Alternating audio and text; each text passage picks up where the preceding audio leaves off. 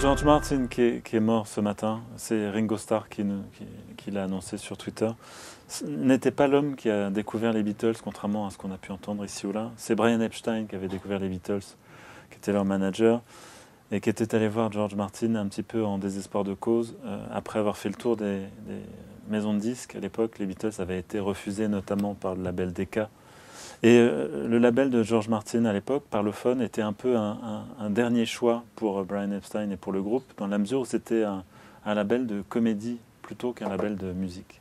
Et George Martin, néanmoins, a donné sa chance au groupe. Il a eu ce flair et cette intuition formidable de considérer que c'était un groupe à part entière, dans lequel il n'avait pas un leader qui se détachait, mais qu'il fallait exploiter la combinaison des talents extraordinaires de ce groupe, à une époque où on laissait quand même très peu de chance aux artistes d'écrire leurs propres chansons et de les interpréter.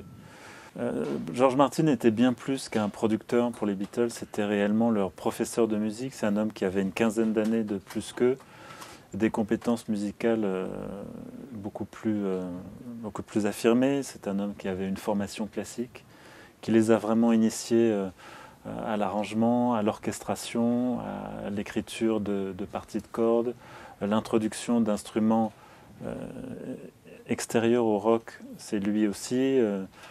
Les parties de cuivre, les parties de cordes, les choses comme ça. C'est lui qui a encouragé vraiment la créativité du groupe et notamment qui a reconnu très rapidement la suprématie de Paul McCartney en termes d'invention sur Yesterday par exemple, qui est le premier morceau des Beatles sur lequel aucun autre membre du groupe ne participe à part McCartney, qui chante et joue de la guitare accompagné par un quatuor à cordes. Là, c'est vraiment tout l'apport de George Martin, qui en revanche s'est un petit peu trompé quant à George Harrison, qu'il a considéré comme un compositeur inférieur, qui n'a pas senti l'émergence d'un compositeur qui est devenu en réalité l'égal de Lennon et McCartney à la fin du groupe. Il y a une revanche puisqu'en 1994-95, lorsque les Beatles se regroupent pour enregistrer compléter des chansons inédites de John Lennon, George Martin sera écarté par George Harrison, qui avait une revanche à prendre et qui imposera Jeff Lynne, son collaborateur. Mais George Martin aura le mot de la fin d'une certaine manière, puisqu'en 2005, lorsqu'il va coordonner la musique du spectacle du Cirque du Soleil Love, présenté à Las Vegas, il a ensuite continué à beaucoup travailler avec Paul McCartney. Il a notamment composé la musique de film de Live and Let Die, un épisode de la saga James Bond. Il a ouvert plusieurs studios, les Air Studios, il y en avait un à Londres et un dans les Caraïbes.